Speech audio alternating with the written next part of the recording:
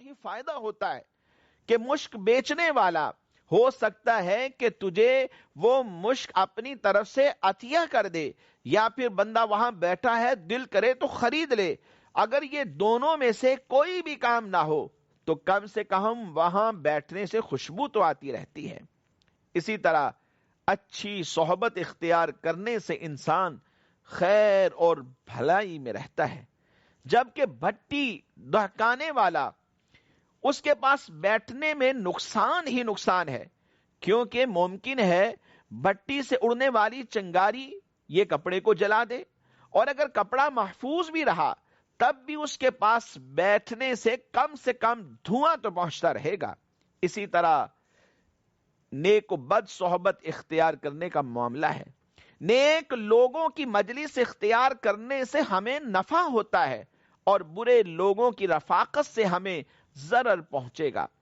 مفتی احمد یار خان نعیمی علیہ رحمۃ اللہ الوالی فرماتے ہیں، سبحان اللہ، یہ کیسی پاکیزہ مثال ہے جس کے ذریعے سمجھا دیا گیا ہے کہ بروں کی صحبت فائدہ اور اچھوں کی صحبت نقصان کبھی نہیں دے سکتے۔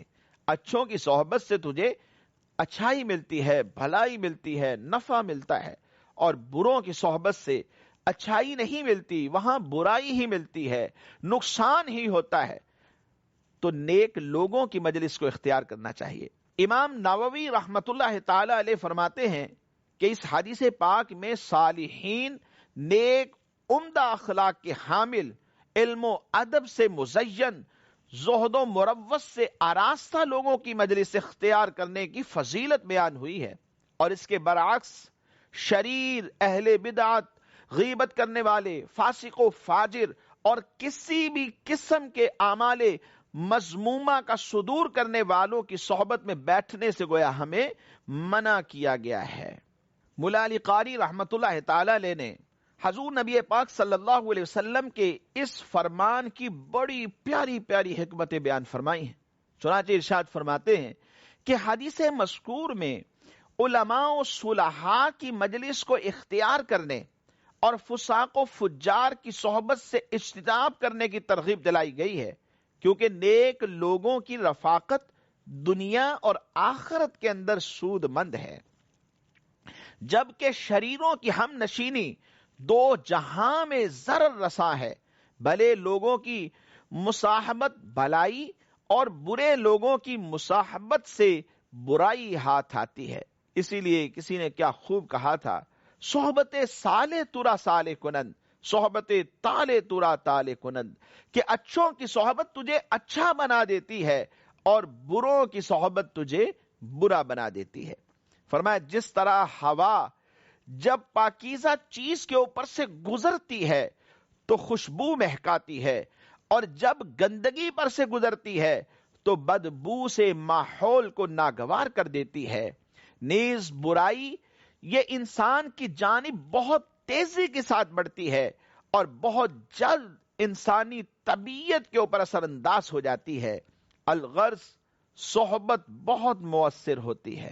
اسی لیے اللہ تبارک و تعالی قرآن مجید فرقان حمید میں ارشاد فرماتا ہے، یا ایھا الذین آمنوا اتقوا اللہ وکونوا مع الصادقین، اے ایمان والو اللہ سے ڈرو اور سچوں کے ساتھ ہو جاؤ، مخلصین کے ساتھ سچے لوگوں کی صحبت کو اختیار کر لو، اللہ تبارک و تعالیٰ کے نیک بندوں کے پاس بیٹھا کرو اور وہاں بیٹھ کر ان کی صحبت سے فیض یاب ہو جاؤ۔ ناظرین، دور حاضر میں صحبت اختیار کرنے کی صورتیں بھی بڑی مختلف ہوتی ہیں۔ پہلے کے دور کے اندر اگر دیکھا جائے تو صحبت کا جو مطلب ہوتا تھا وہ لوگوں سے بالمشافہ ملاقات ہوتی تھی، یعنی وہاں گئے، آمنے سامنے بیٹھے، فیس ٹو فیس گفتگو ہو رہی ہے، اس کو صحبت کہتے ہیں۔ لیکن آج کل کے دور میں صحبت کے معنی کچھ بدل گئے ہیں۔ یہ بالمشافہ صحبت تو ہے ہی، لیکن اس کے ساتھ ساتھ میل جول ہمارا ای میل کے ذریعے سے بھی ہو جاتا ہے، چیٹنگ، فیس بک، ٹویٹر، اسکائپ اور دیگر ٹولز کے ذریعے انٹرنیٹ پر کیا جاتا ہے۔ اسی طرح موبائل پر بات چیت ہوتی ہے، S M S, M M S اور دیگر ذرائع بھی صوتی ملاقات کے یہ اسباب ہیں۔ ان کے علاوہ اور ایک طرح کی صحبت ہوتی ہے جسے ہم یک طرفہ ون سائیڈڈ صحبت کہتے ہیں. اس میں ٹی وی پروگرامز ہیں کہ بندہ گھر میں بیٹھا ہے، سامنے ٹی وی چل رہا ہے، وہاں مختلف لوگ آ رہے ہیں اور یہ ان کی گفتگو سن رہا ہے. یہ بھی ایک طرح کی صحبت ہوتی ہے. ایف ایم ریڈیو، یہ بھی ایک طرح کی صحبت ہے. ڈی وی ڈی، موویز، انٹرنیٹ کی ویب سائٹس، بلاگز، اخبارات اور رسائل، یہ بھی صحبتیں ہیں.